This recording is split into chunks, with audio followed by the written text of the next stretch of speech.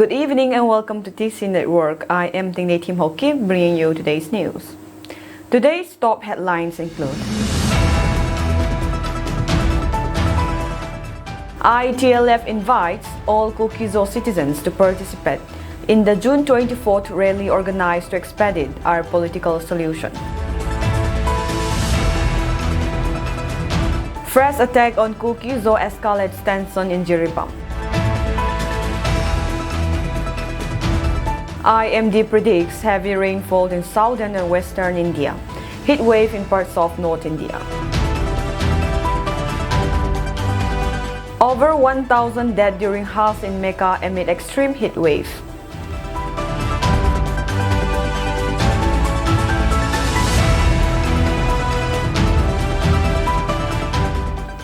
News in details.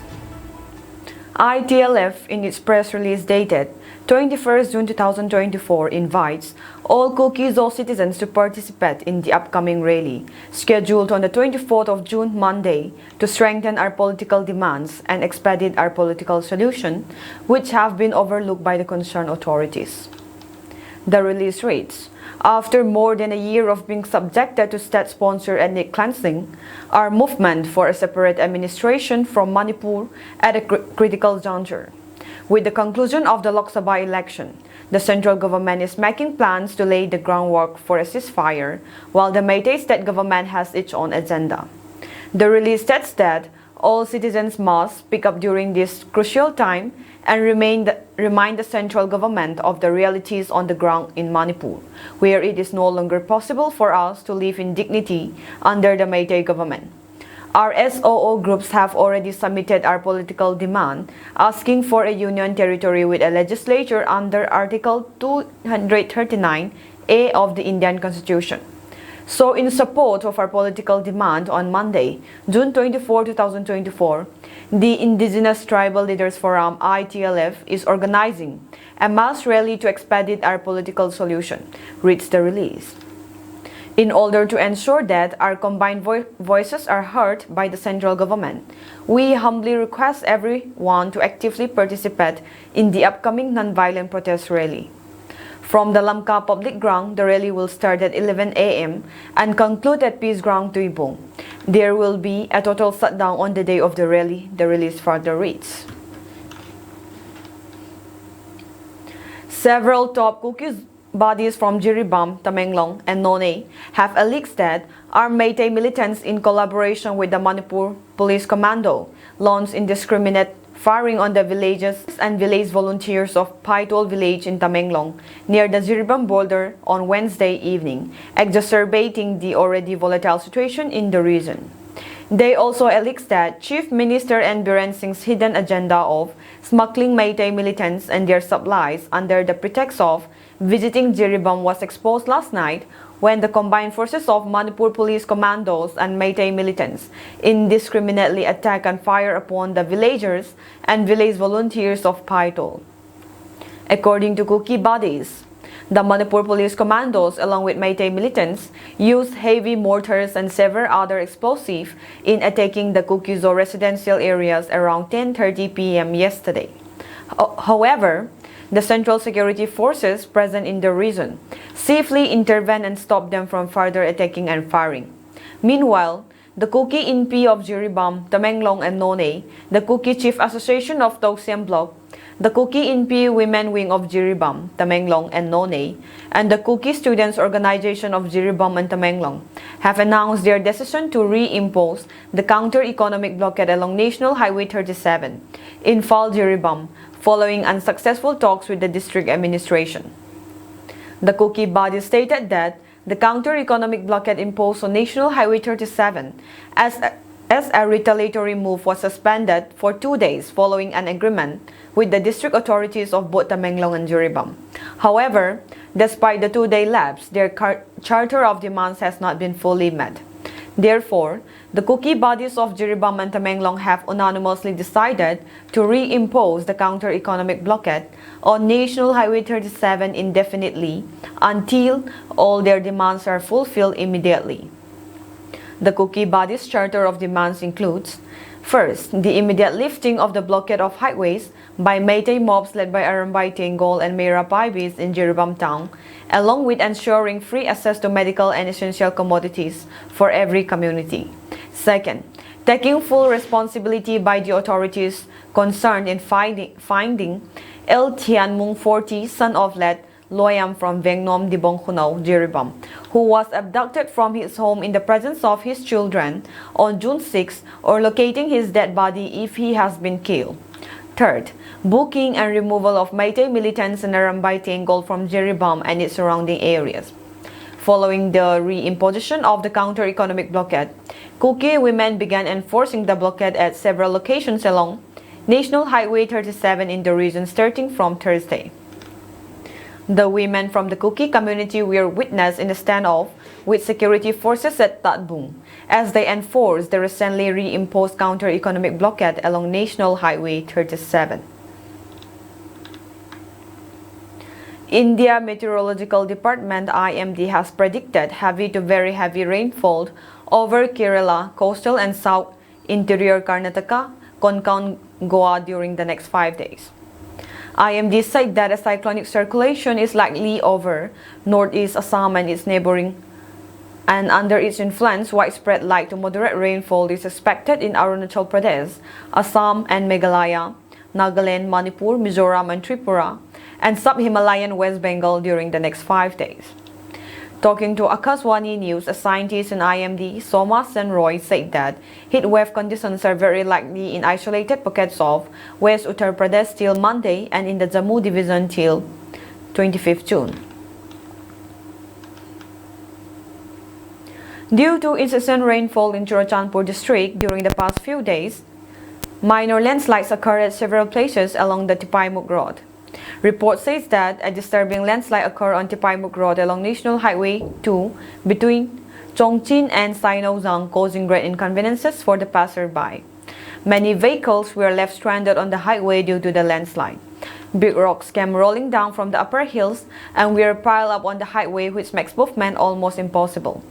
The rocks that landed on the highway were too big to be removed quickly, and hence the drivers come together and remove the mud and rocks, making passes for themselves.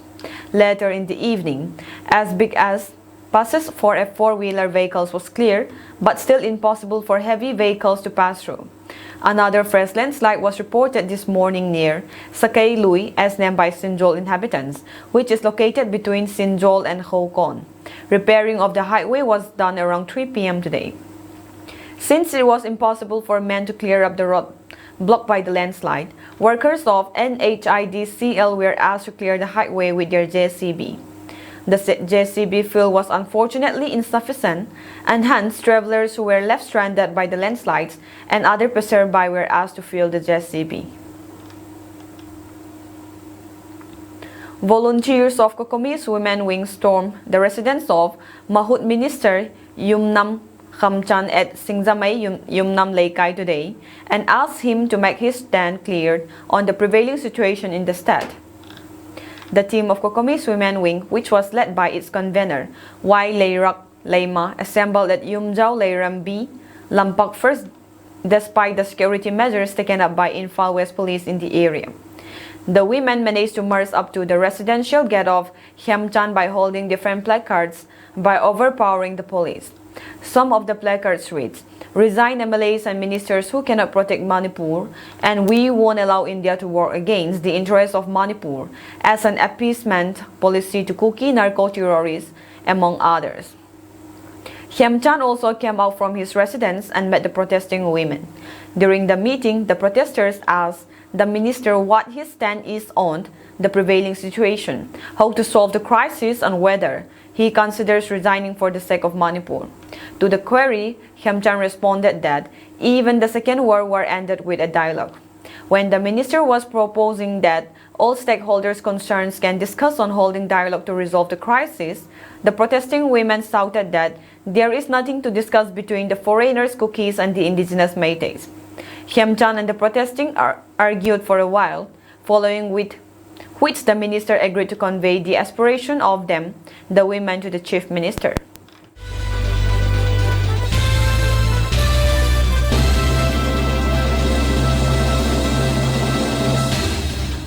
The unrelenting heatwave sweeping across the country claimed 143 lives and left 41,789 people grappling with suspected heat stroke between March 1 and June 20.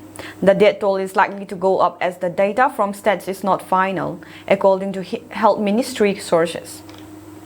Uttar Pradesh is the worst affected, having reported 37 deaths, followed by Bihar, Rajasthan and Odisha, according to the data compiled under the National Heat Release Illness and Death Surveillance by the National Center for Disease Control (NCDC). The actual toll is, however, expected to be higher, as data from the National Heat-Related Illness and Death Surveillance by the NCDC is not fully updated. Several health facilities are yet to uphold data on heatwave casualties. On June 20 alone, there was 14 confirmed deaths and 9 suspected deaths because of heat stroke, raising the March to June period toll to 143 from 114. Delhi reported 21 deaths, while Bihar and Rajasthan recorded 17 deaths each. Vast stretches of northern and eastern India have been in the grip of heat wave, which saw a rise in the heat stroke casualties and prompted the center to issue advisory to hospitals to set up special units to cater to such patients. Union Health Minister J.P. Naga on June 20 asked officials to visit central government hospitals to see if separate arrangements have been made for heatwave affected patients regularly. Naga also directed that special heatwave units be set up in all central government hospitals to cater to those falling ill due to heat. Under Naga's directions, an advisory on heatwave season 2024 has been issued by the Health Ministry. The advisory asked that nodal officers under the National Program for Climate Change and Human Health (NPCCHAs) to start submitting the daily data on heat stroke cases and deaths and total deaths from March 1, besides reporting under heat-related illness and death surveillance. It stressed on dissemination of early warning of heat waves issued by the India Meteorological Department (IMD) and said forecasts for the next 4 days should be disseminated to the health facilities and vulnerable populations. The advisory also directed for health facility preparedness for prevention and management of severe HRI and procurement and supply of adequate quantities of ORS packs, essential medicines, IV fluids, ice packs, and equipment to support management of volume depletion and electrolyte imbalance, etc. The death toll due to the consumption of spurious liquor in Tamil Nadu's Kallakurichi district has reached 47 among 118 who were receiving treatment at different hospitals. The death also included women, and the post-mortem of most of the victims was completed, a report on which would be submitted soon. Meanwhile, at least 60 patients have recovered. 30 patients have been categorized as critical. Officials said on June 18 several men, mostly daily wage laborers from Karunapuram in Kallakurichi district, allegedly consumes spurious liquor sold in packets and sachets. By night, many of them started experiencing symptoms such as diarrhea, vomiting, stomachache, and irritation in the eyes. They were then rushed to hospitals. According to Chief Minister M.K. Stalin, the deaths were caused by the consumption of methanol mixed arrack, and that 4 persons were arrested in connection with the sale of the poisonous arrack. Officials also seized 200 liters of liquor from one of those arrested. Upon testing, the samples were found to contain methanol, a government statement confirmed. Later, the Chief Minister announced Rs 10 lakh assistance to each of the families of each of the deceased, while Rs 50,000 assistance would be given to those under treatment, he said. Ordering a CBCID probe into the incident, he also directed officials to notify a commission to let by retired Madras High Court Judge B. Gokul Das to make recommendations to the government on measures to be taken to prevent recurrence of such incidents and also look into the reasons for the Kallakurichi deaths. Stalin also said the State Home Secretary and Director General of Police would submit a report on the Hajj tragedy following an inspection.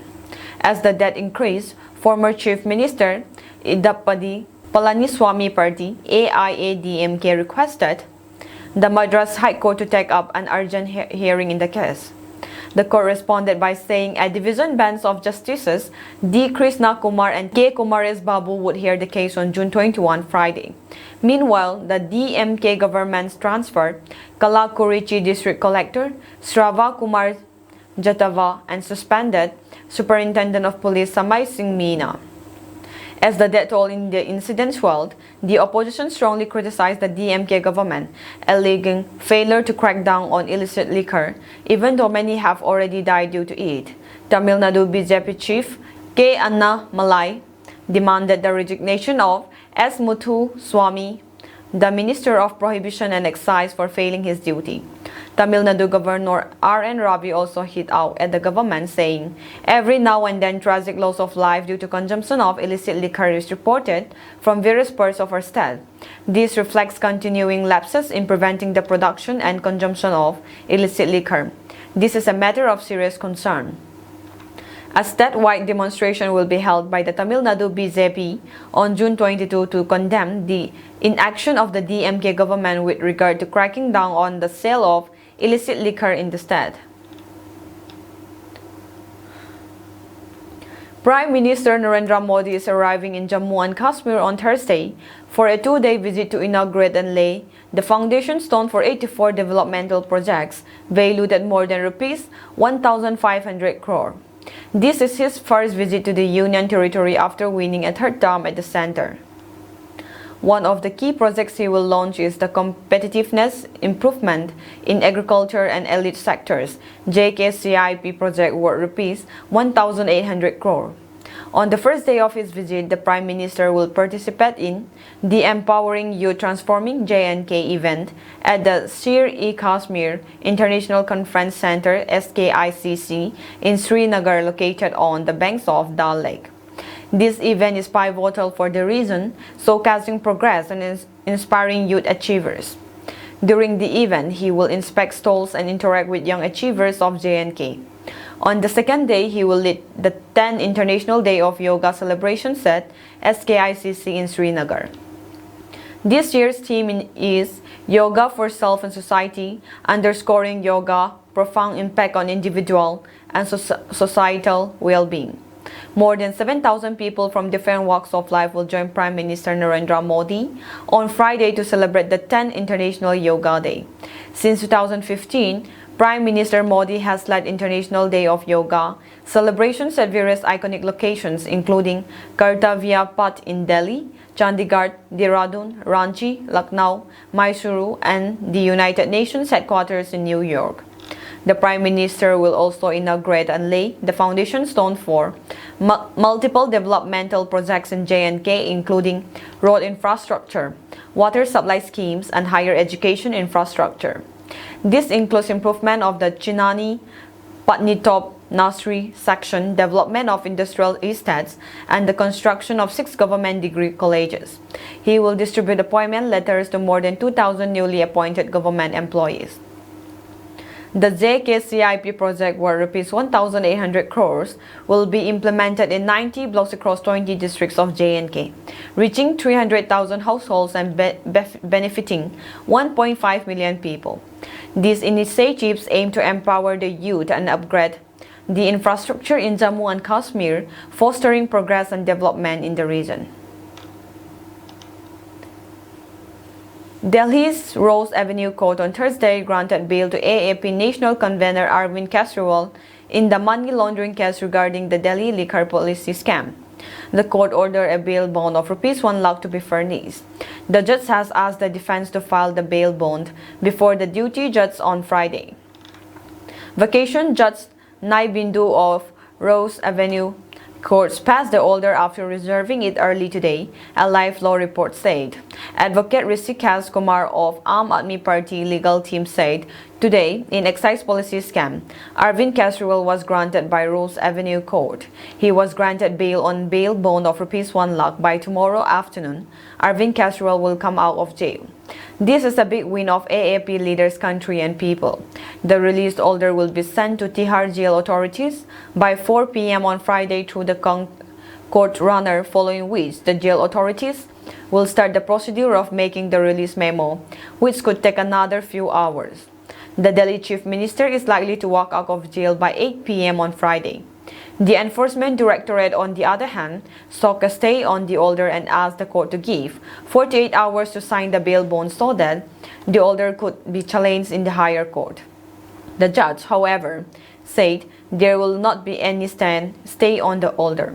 The probe agency will move to the Delhi High Court to put a stay on the bail order on Friday morning. A Delhi court on Wednesday had extended Kejriwal jail stay till July 3. Truth can be troubled but not defeated. Rejecting all objections of BJP's ED, the Honorable Court has granted bail to Delhi Chief Minister Arvind Kejriwal, the official ex-handle of Aam Aadmi Party wrote in a post. Party workers burst firecrackers outside the residence of Delhi CM Arvind Kejriwal in Delhi. AAP MP Sanjay Singh said Arvind Kejriwal coming out of jail at such a time is going to strengthen democracy. This is good news for the people of Delhi. ED statements till now were based on lies. This is a baseless, fake case formed to trap Kejriwal. AAP MLA Dilip Pandey called the bail order the victory of truth. We have been saying from day one that the entire case is fake. We respect this decision of the court, Pandey said. Congress MP Manish Tiwari said it was gratifying to note that Arvind Kejriwal was granted bail by the Rose Avenue Court. Hope he is able to resume his responsibilities at the earliest, he said. Arvind Kejriwal was arrested by the ED in connection with the Delhi liquor policy scam on March 21. In May, he was granted interim bail by the Supreme Court till June 1 for campaigning in view of Lok Sabha elections. He surrendered on June 2. A Delhi court had on June 5 dismissed Kejriwal's application seeking interim bail on medical grounds in the case. The judge, however, had directed the Tihar jail authorities to take care of Kejriwal's medical needs in judicial custody.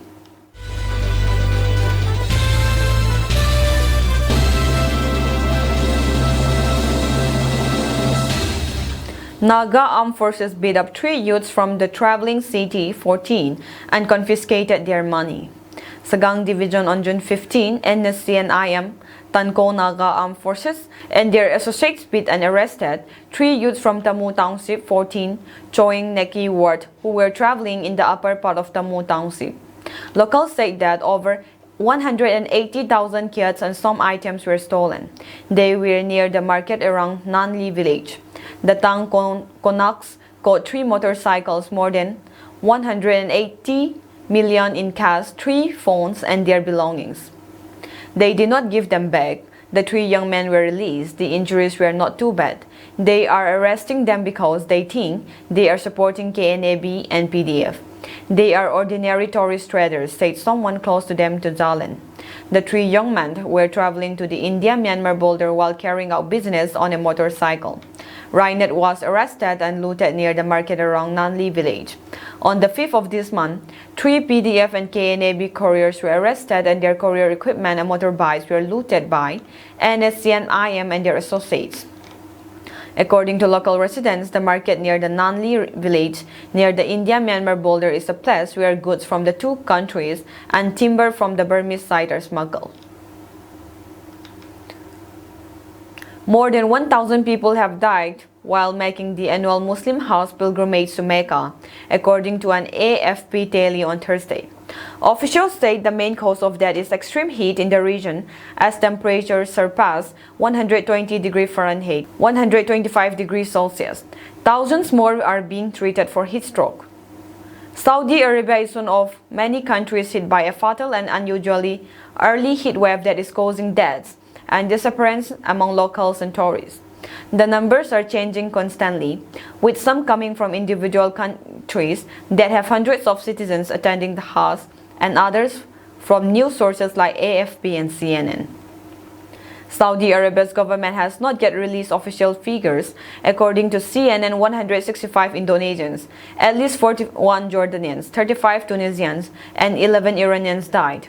AFP said that Pakistan recorded 58 deaths. Another 22 Jordanians are missing and 26 Iranians are in the hospital. Malaysia, India, Senegal, Tunisia, and Iraq's autonomous Kurdistan region confirmed further deaths. Attendees are supposed to get a permit and register for the Hajj. This allows the 1.8 million authorized pilgrims to access air-conditioned spaces offered by the Saudi authorities. However, the permitting process is costly. Each year, tens of thousands of visitors go through unofficial channels to attend. This group is even more vulnerable to the extreme heat. Heat is the leading cause of weather-related deaths in the world and can exacerbate underlying illness, according to the World Health Organization. On Wednesday, Delhi recorded its warmest night temperature in 55 years at just over 95 degrees Fahrenheit, 35 degrees Celsius. Greece had its earliest heat wave last week, with multiple tourists dead or missing due to the extreme temperature. Sicily, Italy, is in the midst of a heat wave, recording temperature at 98 degrees Fahrenheit, 37 degrees Celsius. Heat waves in Saudi Arabia have increased in number, frequency, duration, and intensity over the past 4 decades, according to a 2023 study. The worst heat wave occurred in the most recent decade, 2012 to 2021. A 2019 study focused specifically on the heat stress during the Hajj found that temperatures would exceed extreme danger thresholds starting in 2047 without mitigation. It says that aggressive adaptation measures will be required. This is not the first year pilgrims have faced that on their religious journey. In 2015, a stampede left 1,000 dead. In 1990, over 1,000 were killed when a massive crowd tried to push their way through a small tunnel. A ventilation system failure, combined with extreme heat and the volume of people, left many in a panic, causing a stampede and suffocation. This year, however, the heat seems to be the primary cause of mass death for the first time. The Lebanese Islamic militant group Hezbollah has warned it will wage wars against Cyprus if the country helps Israel. Nicosia and Tel Aviv have strengthened their defense cooperation in recent years. In a televised address on Wednesday, Hassan Nasrallah, the leader of the Lebanese group, warned Cyprus that if it allowed Israeli forces to use its military infrastructure to target Hezbollah and launch operations from its territory, it would be considered an act of war. Opening Cypriot airports and bases to the Israeli enemy to target Lebanon would mean that the Cypriot government is part of the war, and the resistance will deal with its part of the war, Nasrallah said. He added that Hezbollah would fight with no rules and no ceilings if a broader regional conflict were to erupt. Iran-sponsored Hezbollah theocrats have fired a slew of rockets and drones into Israel in the months since Hamas' October 7 attack on the country. Israel has responded with airstrikes that have killed hundreds of Hezbollah fighters, including a top commander. Israel's military spokesman said on Monday that the region is on the brink of what could be a wider escalation, one that could have devastating consequences. Speaking at a memorial service for Taleb Sami Abdallah, the most senior Hezbollah commanders to be killed by Israel since the two sides began cross-border exchanges on October 8, Nasrallah insisted that Hezbollah's role was to support Hamas fighting in Gaza. As per The Guardian, Hezbollah has succeeded in tying up Israeli forces in the country's north. Nasrallah spoke about a strategy of a limited military exchange with Israel, short of all-out war, and aimed at a ceasefire in Gaza. However, the rhetoric seemed more heated as he said that no part of Israel would be safe for Hezbollah's attack. Nasrallah's speech accentuated the challenge of diplomatic efforts in de-escalating the conflict between the two sides as Hezbollah edges into increasingly dangerous territory. We have more than 100,000 fighters and even more, even in the worst-case scenario, he said. We have prepared for the worst-case scenario and Israel knows it.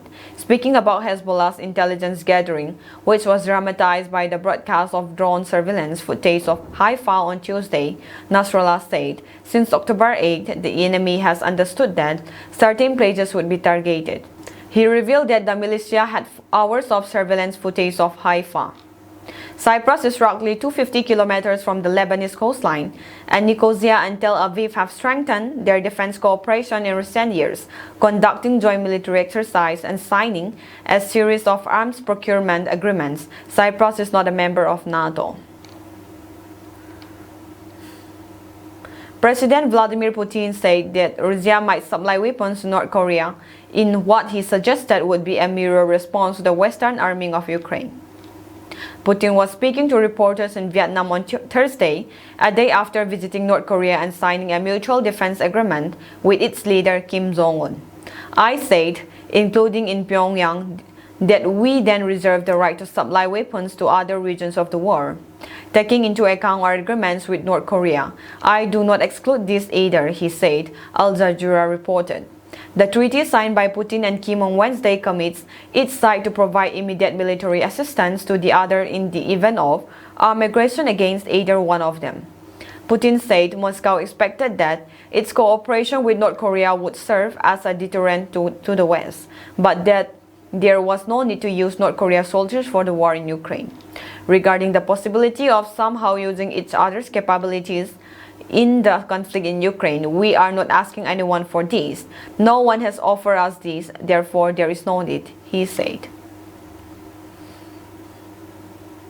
Philippine soldiers used their bare hands to fight off Chinese Coast Guard personnel armed with swords, spears, and knives in the disputed South China Sea, the country's top military commander has said. General Romeo Bronner accused Chinese vessels of ramming Philippine boats, then bouldering them and seizing weapons.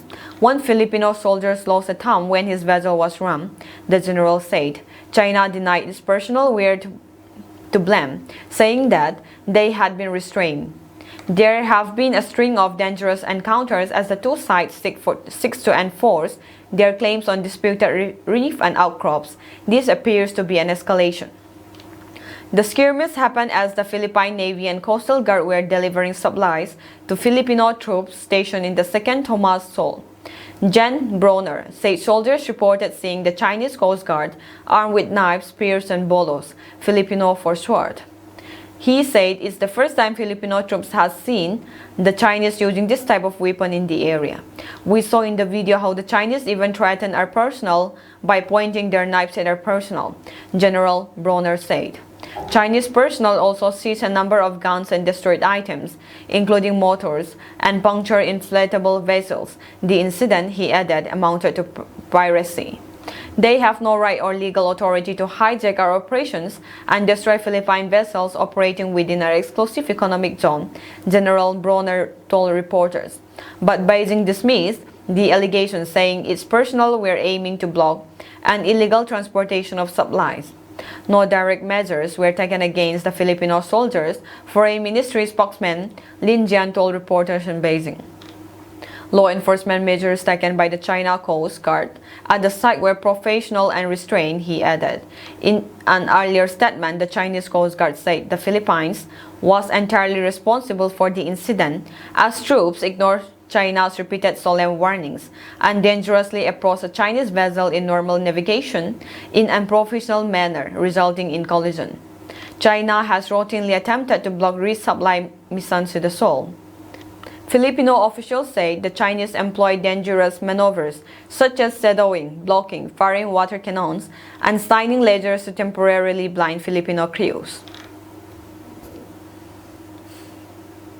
That is all for today's news, and have a pleasant evening ahead.